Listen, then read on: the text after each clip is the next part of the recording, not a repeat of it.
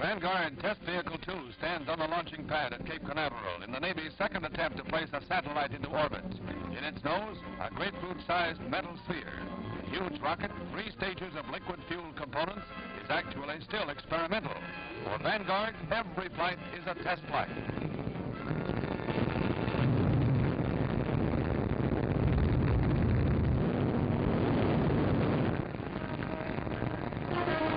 Takeoff is flawless. December 6th, Vanguard 1 lost thrust only 4 feet off the pad and crashed. That flaw was corrected. But in Vanguard's tens of thousands of delicate parts, its miles of electrical circuits, there's room for lots to go wrong. And the slightest malfunction at this stage means this. One circuit in the control system breaks down and Defense Department cameras record a pinwheel of fire. Another disaster for Project Vanguard.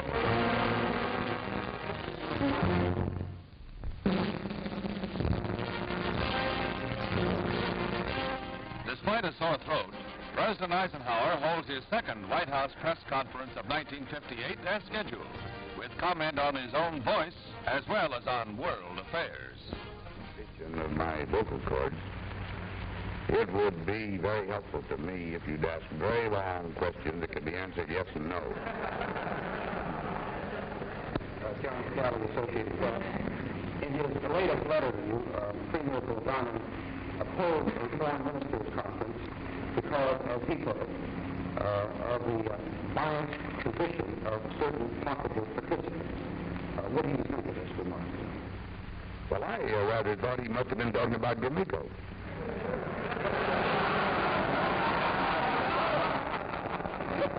But I will say this. We're working very hard this minute. Matter of fact, I have an appointment with the Secretary of State this afternoon to see whether there's any possible approach that we can make what will be appealing and which might lead under after proper preparation to some kind of meeting.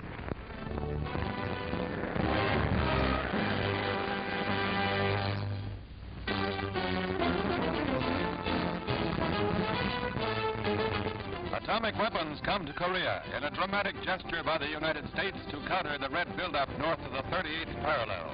On the scene, the Honest John rocket launcher, field-tested and operational, and the 280-millimeter atomic cannon.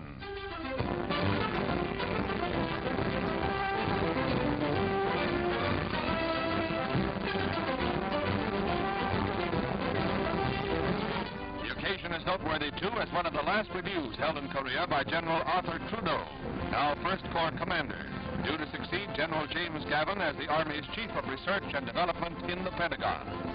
In Korea, the Army's top missile man deploys the weapons of the rocket and atom age to redress the balance of power. On the 10th anniversary of Mahatma Gandhi's assassination, day-long memorial ceremonies demonstrate that the name of India's great spiritual leader has lost none of its power.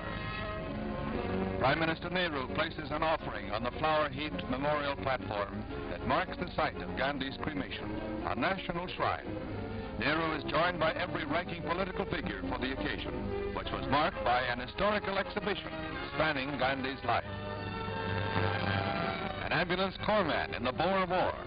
Later, in the years when Gandhi was at once nationalist leader and the conscience of his nation, a world-famous figure for his successful passive non-resistance to British rule, and finally a martyr slain by a Hindu fanatic. In memory of Gandhi and his personal austerity, Nehru and other national leaders spent hours at the spinning wheel, still disciples of the Mahatma, India's great soul.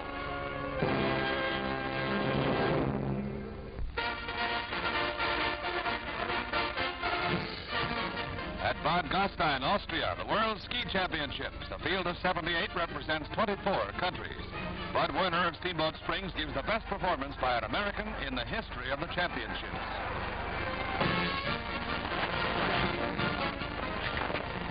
Werner takes 4th place in the slalom and remains the contender for the combined title with good prospects in the 2 remaining events.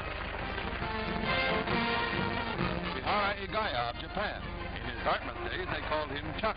Nobody calls him Lucky here. Leader by a full second in the first heat, Higaya ends slowly and finishes third. Many weren't even that lucky on the treacherous icy course. The Russians took spills in both heats. Their best man tied for 26th place. But every contestant got to the bottom of the hill, one way or another.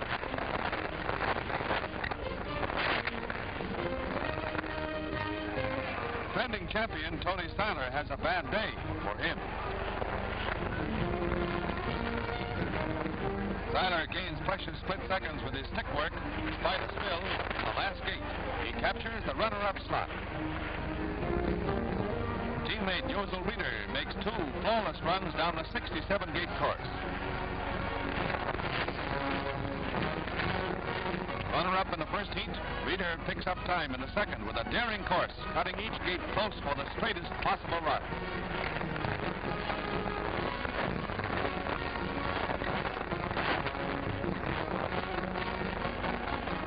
Reeder's total time 115.1 seconds. For the new slalom champ, congratulations from teammate and ex-champion Tony Seiler.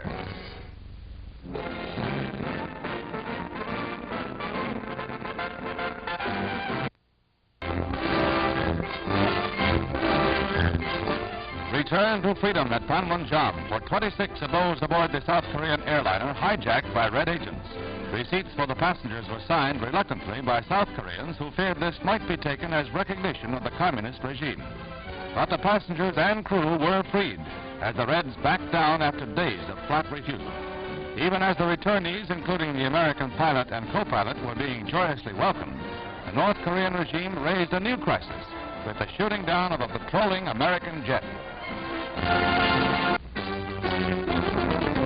The Navy's first submarine, designed and built from the keel up to carry and launch guided missiles and sub-killing guided torpedoes, goes into commission at Mare Island Naval Shipyard.